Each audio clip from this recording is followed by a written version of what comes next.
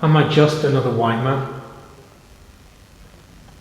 I was told a story about another white man who never got to know his children. The first died at a young age, the second and third barely old enough to remember the fourth being born in the workhouse. At the end of the Great War came the end of his life. Working down the pit, he still contracted the Spanish flu. In a different part of the country was another white man who made it home from the Somme, back to his family, back to the pit that would take his son, aged 14. The financial compensation offered for the dead child was less than the cost of replacing the pony he'd been killed with. The two creatures buried alive as they had worked together underground, and yet the child, it seemed, came up short in the weighing of things. The white man protested to the owner of the mine, and for his troubles was thrown out of his home and into the street. He and his young family were forced to sleep rough in the hedgerows while they searched other villages for another place to live and work, which they eventually found, as they could always use another white man in the mines. Another white man told me about his earliest memory being of the workhouse, where, from the room next door, he and his younger brother had to listen as their mother died in childbirth. They did not allow them to say goodbye. Both boys and the newborn were quickly put up for adoption. The newborn immediately found a loving home, then the younger brother, but the white man told me that it took a while longer for him, until eventually all he found was a resentful familial custodian who put him to work bagging coal. And there he lived, in the stables with the cart horses he tended, who pulled the coal he bagged and carried to the cellars, until he too eventually had his own family and his own home. Now protected by industry, but not from biology, it wasn't long before that white man was also taken away by war. The simple gift of a solitary white feather saw him forfeit any chance of even a resentful inheritance. Obliged by duty and the shame of those without any, he went to war, but with no desire to kill, he drove his ambulance from Africa through Italy, France and Austria to Germany, following the front line and picking up the pieces of other white men as he went. The one at the side of the road, who breathed aniseed and groaned as he rose from the dead. The one floating in the barrel of Italian wine they'd been drinking for days. The one arrowed waist deep in a field in France, shrouded by his faded chute. The one on the roof, missing for weeks after having left only half a horse's head behind.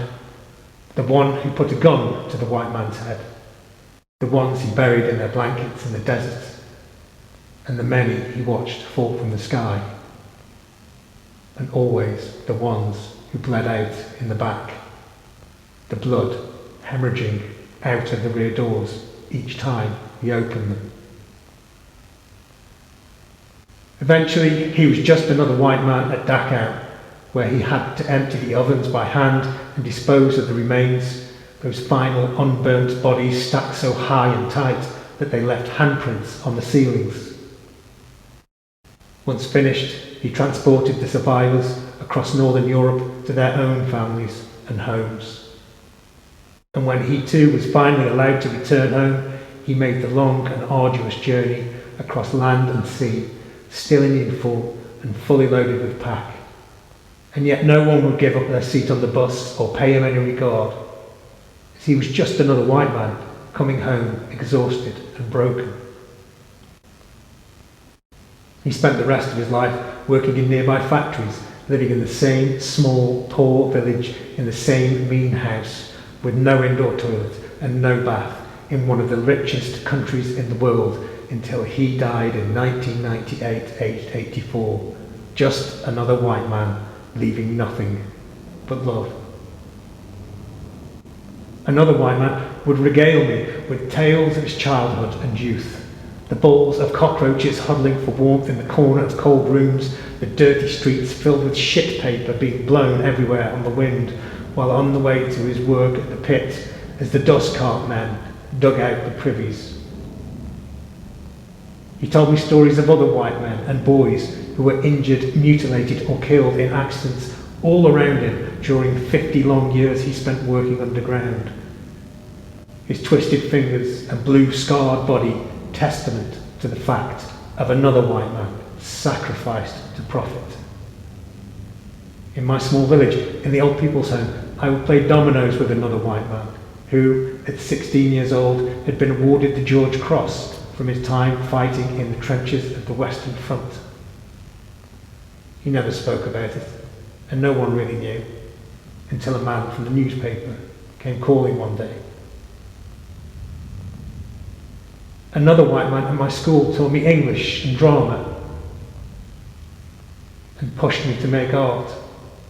Then the skin cancer he developed while conscripted into war eventually returned to finish its work. I attended the funeral. And even though he was just another white man, he could have been anything he wanted to be, but had instead simply decided to teach. He could see no more honourable or valuable way of passing his time on earth than to educate young people, said his friend, giving the eulogy. Another white man I know is the toughest and the most gentle man I've met.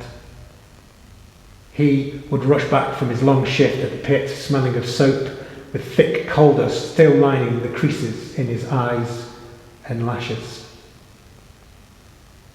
The gentle touch from his granite-like hands with their crushed nails and twisted tips stroking my forehead and temple. He would always look after me whilst also making dinner for his wife, who would still be at work until late.